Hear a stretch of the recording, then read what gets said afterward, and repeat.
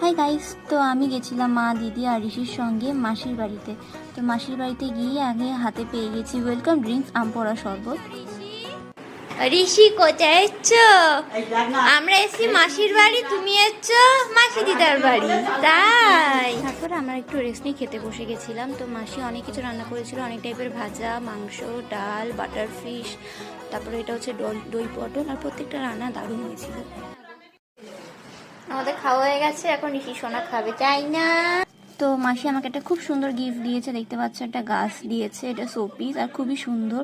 তারপরে খেয়ে দিয়ে তো আমরা একটু ল্যাদ খাচ্ছিলাম, ল্যাদ খেতে খেতে আমরা চলে গেছিলাম একদম ছাদে। আমরা যাচ্ছি এখন লিফটে করে ছাদে, এই যে লিফট এখন চড়ছে গঙ্গা। এই যে আমরা ছাদে এসছি, আর এই দেখো কি সুন্দর গঙ্গা দেখা যাচ্ছে ছাদের ওপর দিয়ে। হ্যাঁ, পুরো এই সাইডটা পুরো এরকম গাছে ভর্তি মাঠ, ওখানে একটা ফ্যাক্টরি আছে, আর এখানে পুরো কি সুন্দর গঙ্গা দেখা যাচ্ছে। দেখো কি সুন্দর পুরো জায়গাটা, কি ভাল লাগছে এটা দেখতে, না?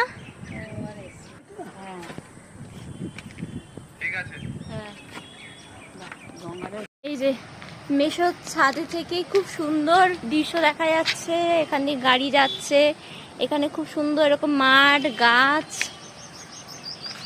এখানে সূর্য দেখা যাচ্ছে, আর কত সুন্দর গাছ এখানে ছাদে রাখা আছে। এদিকেও সব বাড়ি ঘরদর, কিন্তু মেন হচ্ছে এই যে গঙ্গা, মানে এটা একটা ফিলটাই আলাদা। আমি একটু আগে ছবি তুললাম, এখন দিদি মায়ের ফটো তুলে দিচ্ছে, ওখানে মেশো দাঁড়িয়ে আছে। এই একটু টিপ টিপ করে বৃষ্টি পড়ছে না রে? এই যে দিদি এখন মায়ের ফটো তুলে দিচ্ছে সুন্দর করে। কিছু মাইন্ড করবেন না গাইস, এখানে আমি একটু ঢং করছিলাম সেলফি ভিডিও নিয়ে। তো বিকেলবেলা একটু চাটা খেয়ে আমরা বেরিয়ে পড়েছিলাম, এবার হচ্ছে আমাদের বাড়ি ফেরার পালা। আর এদিকে দেখো রাস্তাটা কি সুন্দর লাগছে, সন্ধ্যেবেলার রাস্তাটা খুবই দারুণ লাগছে। ঋষি তো এখানে ঘুমে কাদা পুরো। তাই মাসির বাড়ি যাই, ঘোরা কমপ্লিট, মাসির বাড়ি ঘোরা কমপ্লিট। তো অবস্থা পুরো খারাপ, গরমে ঘেমে একাকার হয়ে গেছি। ওকে চলো টাটা, আবার দেখা হবে আবার কোনো নেক্সট ব্লগে, বাই। কি হবে তাহলে? দিদিন বিয়ে করবে না বলছে। আমরা এসছি মাসির বাড়ি, তোমরা কোথায় এসছো?